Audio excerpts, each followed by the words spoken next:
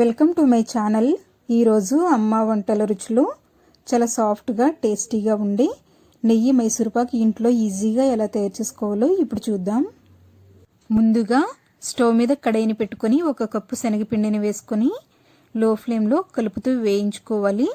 పిండి మాడకుండా కొంచెం పచ్చివాసన పోయేంత వరకు వేయించుకున్న తర్వాత స్టవ్ ఆఫ్ చేసుకొని దీనిని ఒక పిండి జల్లెడలోకి వేసుకొని జల్లించుకోవాలి. ఇలా జల్లించుకోవడం వల్ల ఉండలు లేకుండా మెత్తని పిండి రెడీ అవుతుంది.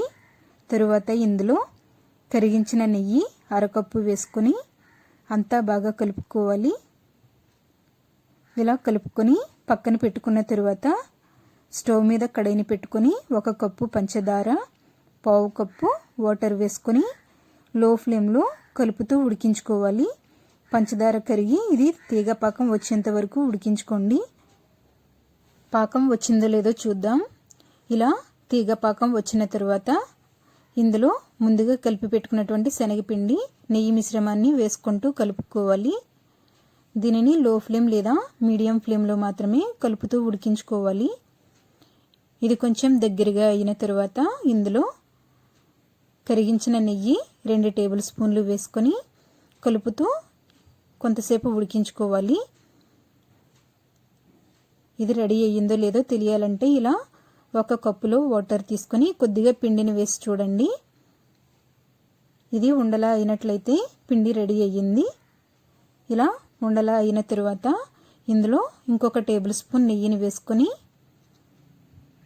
కలుపుతూ కొంతసేపు ఉడికించుకోవాలి. ఇలా పిండి ప్యాన్ని వదిలేంత వరకు కలుపుతూ ఉడికించుకున్న తర్వాత స్టవ్ ఆఫ్ చేసుకుందాం. తరువాత లోతుగా ఉండే ట్రేలో బటర్ పేపర్ని వేసుకొని నెయ్యితో గ్రీస్ చేసుకోవాలి. మీ దగ్గర బటర్ పేపర్ లేనట్లయితే ట్రేకి డైరెక్ట్గా నెయ్యి రాసుకొని ఇలా పిండిని వేసుకోవచ్చు. ఇలా పిండి మొత్తం వేసుకున్న తర్వాత ట్యాప్ చేసుకోవాలి. ఇలా ట్యాప్ చేసుకొని పిండి ఈవెన్గా స్ప్రెడ్ అయిన తర్వాత దీనిని 1 లేదా 2 గంటల పాటు చల్లారబెట్టుకోవాలి. ఇది బాగా చల్లారిన తర్వాత బయటికి తీసుకుని ముక్కలుగా కట్ చేసుకుందాం. చూస్తున్నారు కదా ఘీ మైసూర్ పాక్ ఎంత ఈజీగా రెడీ అయ్యిందో. ఇది చాలా సాఫ్ట్గా చాలా టేస్టీగా ఉంటుంది. స్వీట్ షాప్లో కంటే కూడా ఇంట్లో చేసుకునేది చాలా టేస్టీగా ఉంటుంది. దీనిని 1 వీక్ వరకు కూడా నిల్వ చేసుకోవచ్చు, పాడవకుండా ఉంటుంది. మీరు కూడా ఇదే కొలతలతో తయారు చేసుకోండి, చాలా బాగా వస్తుంది. ఈ వీడియో మీకు నచ్చినట్లయితే లైక్ చేయండి, షేర్ చేయండి. మీరు ఇంతవరకు నా ఛానల్ని సబ్స్క్రైబ్ చేసుకున్నట్లయితే సబ్స్క్రైబ్ చేసుకోండి. సబ్స్క్రైబ్ చేసుకున్న తర్వాత పక్కనే ఉన్నటువంటి బెల్ ఐకాన్ కూడా ప్రెస్ చేయండి. Thank you for watching my video.